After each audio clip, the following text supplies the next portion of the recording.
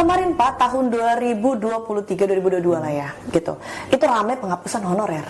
Apa mungkin gitu Pak, semuanya diangkat gitu Pak jadi P3K? Ngerekrut ya Pak ya, 10.000. Terbesar Pak? Iya. Seprovinsi Pak? Mungkin se-Indonesia.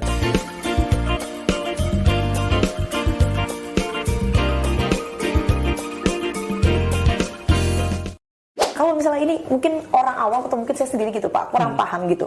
Kualifikasi akhirnya kenapa setiap daerah itu bisa memberikan kuota yang berbeda itu? Kayak tadi disebutkan 90 orang aja.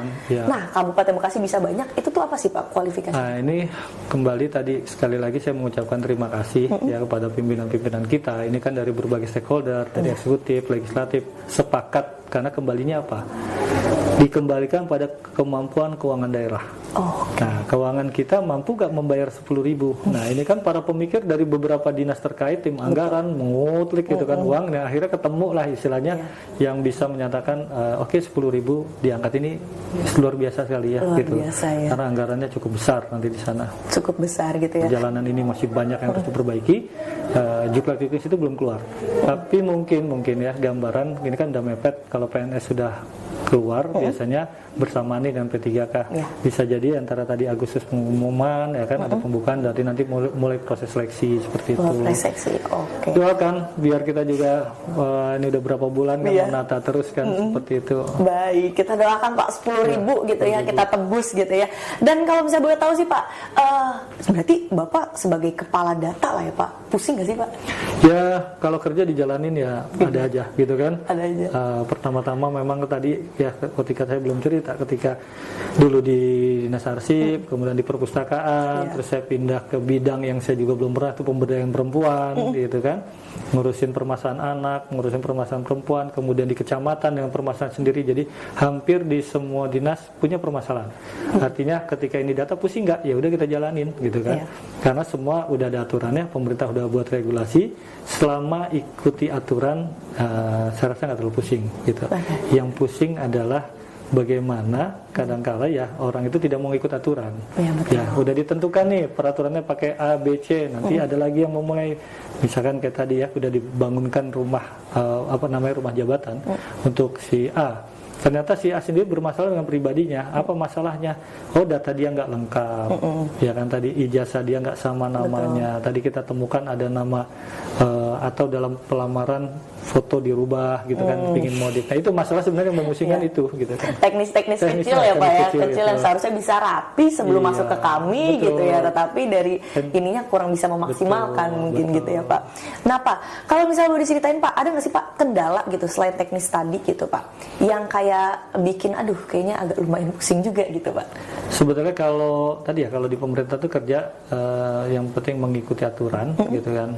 Kendala yang sering sekarang saya hadapi adalah seringkali juknis itu belum keluar, jadi kita tidak bisa melakukan satu pekerjaan, ya kan? Aturan itu kan bisa berubah, ya kan? Ada peraturan baru, nah ini yang peraturan yang harus kita sesuaikan terus, gitu kan? Nah ini yang butuh update, dan itu update bisa istilahnya bisa bukan bulanan, tiap minggu bisa ada update baru. Kita lihat seperti sekarang perekrutan ya, awalnya semua bisa diangkat sesuai. Ternyata ada jabatan yang tidak cocok. Oh ternyata ada yang pendidikannya SMA atau SD. SD nggak boleh mengisi jabatan, misalkan ada namanya Puranata gitu ya, atau pengadministrasian, itu nggak boleh dilakukan oleh SD. Itu dilakukan oleh atau SD itu melakukan kegiatan misalnya operasional, teknis sekali. Nah ini menyesuaikan 10.000 orang antara jabatannya dengan pendidikannya. Nah ini kan satu-satu ya, 10.000 itu nggak kelar-kelar. Tapi teman-teman perangkat daerah tadi membantu supaya bisa memecahkan itu semua. Semua 10.000 disesuaikan 10.000 sama jurusannya, terus juga kelulusan terakhiran, lulus terakhirnya gitu. Udah di luar itu nanti seleksinya ada lagi teh. Oh ada lagi. Tahapannya apa lagi tuh Pak? Nanti minimal ya tadi ya, sama dia udah sesuai boleh hak. Tadi ijazahnya sama atau tidak, cocok atau tidak, namanya. Ya itu yang tadi yang dibilang teknis kecil-kecil, tapi ya itu mengganggu juga gitu kan.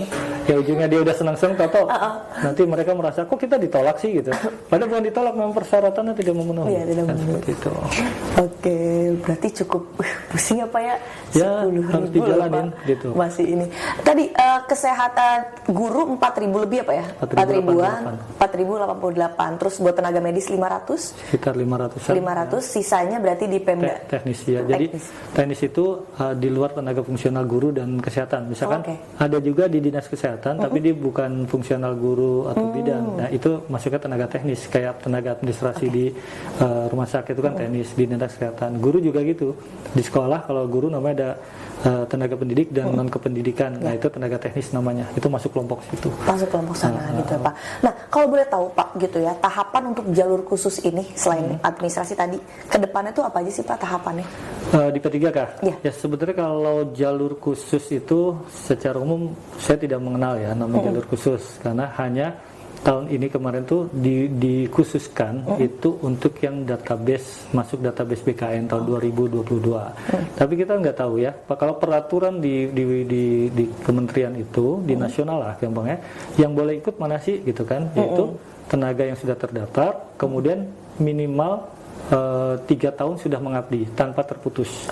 Artinya kalau waktu itu tahun 2022 misalkan itu dibuka, berarti kan tahun 2001 ke sana. Tapi kalau berdasarkan aturan tadi bahwa 3 tahun mengabdi secara tanpa terputus-putus, berarti kan sekarang 3 tahun 2024 yang rekrutan 2022 nggak masuk bisa ikut dong. Nah itu yang belum ada tapi ya teh.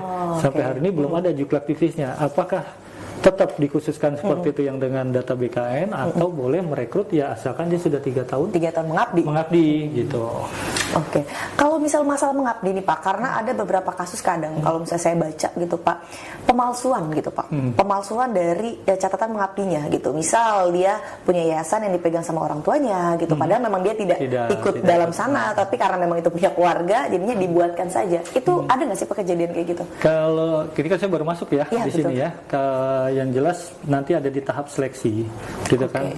Yang pernah mungkin ada orang mangku punya ijazah gitu kan, kemudian diterima gitu kan, begitu udah istilahnya syukuran segala macam kan nanti ada verifikasi, begitu dicek asli yang nggak ada dibatalkan gitu. Nah mungkin upaya-upaya itu sih kayaknya dimanapun ada ya, coba ya kan KTP segala macam. Nah itu makanya yang perlu nanti di tahap seleksi nih ya, termasuk tahun ini kan orang yang pernah bekerja di pemerintahan. Nah nanti kita berencana ada semacam persyaratan surat pertanggungjawaban tadi dari kepala perangkat daerah bahwa si peserta ini memang bekerja di situ.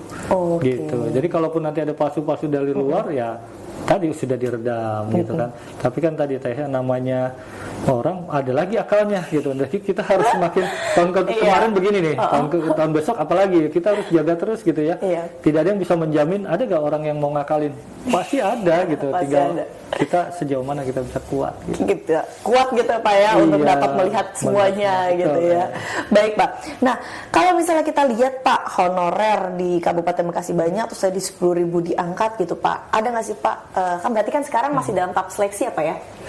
Mau ini belum seleksi, baru pembuatan rumah jabatan namanya. Jadi gimana tuh? Kalau dulu masih tahun sebelumnya kita orang 10.000, dibuka 2.000. Ya ini terserah, berarti 10.000 rebut 2.000, pasti 8.000 gugur.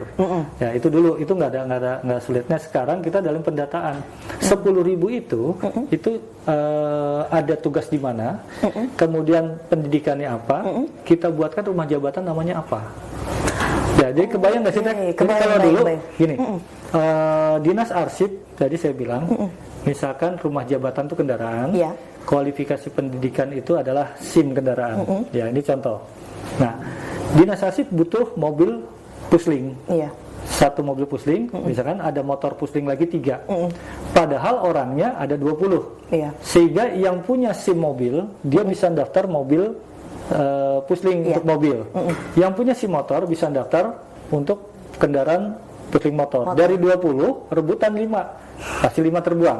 Sekarang dibalik. Kita tanya, karena tadi niat pemerintah untuk menyelesaikan masalah ini, ya kan? Di dinas arsip yang punya SIM motor berapa orang? 3. Berarti beliin motor puslingnya 3. Kemudian di dinas arsip yang punya SIM mobil berapa orang? 2. Beli mobilnya 2, sehingga satu orang udah punya satu rumah jabatan.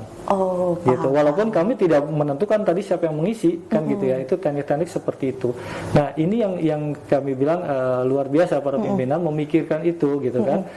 Yang tadi kalau kita bilang bahwa memang kalau mobil harus S1, terus yang SMA SD gimana? Ya udah bikinin sepeda. Khusus tahun ini diperhatikan seperti itu. Jadi benar-benar ingin mengangkat derajat ya para tenaga ASN yang sudah mengabdi ya sudah sekian tahun gitu. Oke, ini saya dengernya merinding sih Pak. Soalnya 10.000 dan teknisnya tuh saya pikir kayak tadi rebutan gitu kan ya Pak. Jadi kayak 10.000 sedapatnya gitu kan. Ternyata enggak. Akhirnya kita kembalikan gitu kan. Jadi kembalikan ke rumahnya ada berapa gitu ya. Nanti yang harus diwanti-wanti bahwa teman-teman tadi pagi kita kasih pengarahan harus nggak nih juga ke semua. Dia harus tahu bahwa dia jabatan pendidikan dia apa, rumah jabatan yang disediakan apa, ada di mana. Jangan sampai tadi udah dibikinin rumah jabatan dinas arsip, karena jabatan sama dia ngelamar di tempat lain, rumahnya ditinggalin, ngerebut rumah orang, gitu ya. Nah itu yang tadi kita terus kasih pengarahan gitu. Jadi pas nanti pendaftaran itu ya sesuai dengan yang udah kita diskusikan sekarang gitu kan, pembagian si rumah ininya rumahnya gitu. Yang udah dibagi. Rumah yang dibagi. Itu mungkin tadi yang dikatakan khusus itu seperti itu karena memang tahun ini dibuat khusus untuk orang-orang yang sudah ada kan seperti itu kurang lebih. Tapi kita nggak tahu ya orangnya untuk siapa, kita tidak merujuk ke sana. Karena juga belum masuk juga belum masuk juga, gitu ya. Itu. Dan itu haknya di perangkat daerah masing-masing. Perangkat daerah. Gitu. Yang jelas tadi ada 10.000 orang, kita bikinnya 10.000 gitu aja simpelnya. Cuman ada di mana supaya tidak numpuk. Karena nanti di dalam peta jabatan tuh juga ada semacam kebutuhan. Jadi nggak bisa, di arsip bikin 100 orang. Ada nggak kebutuhannya? Nggak. Misalkan satu perangkat daerah butuh 100 orang. Yang sudah ada berapa? Misalkan 50, berarti kita membuka lagi 50. Ternyata orang ada 60 kan nggak bisa juga. Gitu kan. Itu yang kemarin harus dihitung lagi gitu. Kalau nggak bisa dibuka, terus dibukakan di mana gitu kan. PR lagi di situ. Ya kalau dibilang rumit itu rumitnya di sana gitu ya. Akhirnya mempertimbangkan hal-hal teknis seperti itu gitu ya. Wah, ini jujur Pak, karena sebagai warga Kabupaten Bekasi gitu ya, saya juga bangga 10.000 loh, terbesar Pak ya. Dan 10.000 bukan hanya memikirkan yang penting selesai aja gitu, atau yang penting kita ngerekrut aja, tapi juga untuk yang lain gitu kan, dikasih kesempatan kita mengangkat yang sudah lama gitu ya, untuk sejahtera gitu ya, kita angkat derajatnya dengan kita masukkan gitu ya ke sebagai P3K. Diberikan kesempatan, tapi tadi catatan hanya di tahun ini. Hanya gitu di kan? tahun ini. Kayaknya harus diambil kesempatannya. Iya, harus diambil kesempatannya di tahun ini aja gitu Pak. Baik Pak, udah kita ngobrol ngekulik tuntas banyak banget gitu Pak.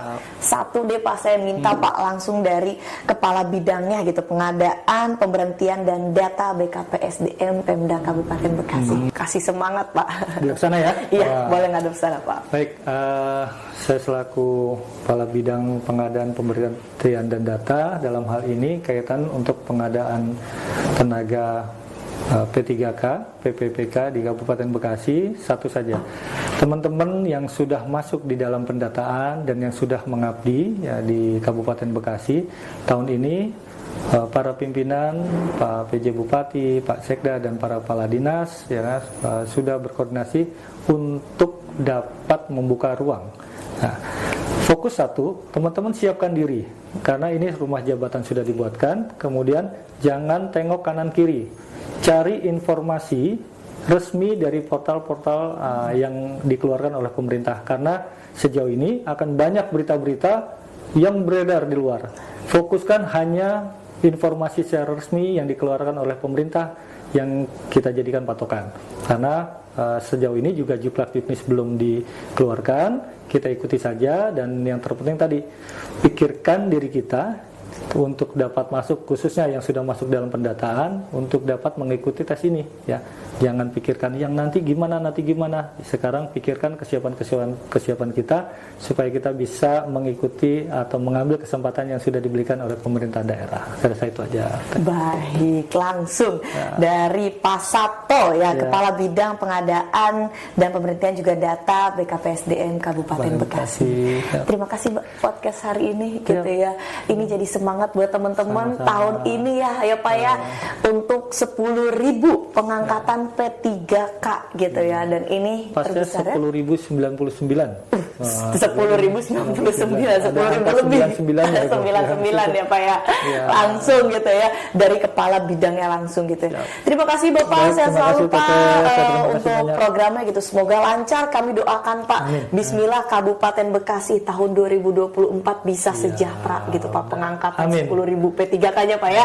Dan terbukti kan tim Perpus sekarang udah ada kemajuannya jauh luar biasa dan inilah talenta-talenta baru yang diharapkan bisa mengembangkan di pemerintah Kabupaten Bekasi. Amin, amin. Adanya POTSI ya Pak ya, podcast literasi Kabupaten Bekasi. Dan mungkin sekian teman-teman untuk POTSI hari ini langsung dari Kepala Bidang salah satu di PKSDM Kabupaten Bekasi gitu ya, Pak Sabto gitu ya. Semangat untuk teman-teman semua dan kami akhiri. Wassalamualaikum warahmatullahi wabarakatuh. Salam literasi. Salam literasi.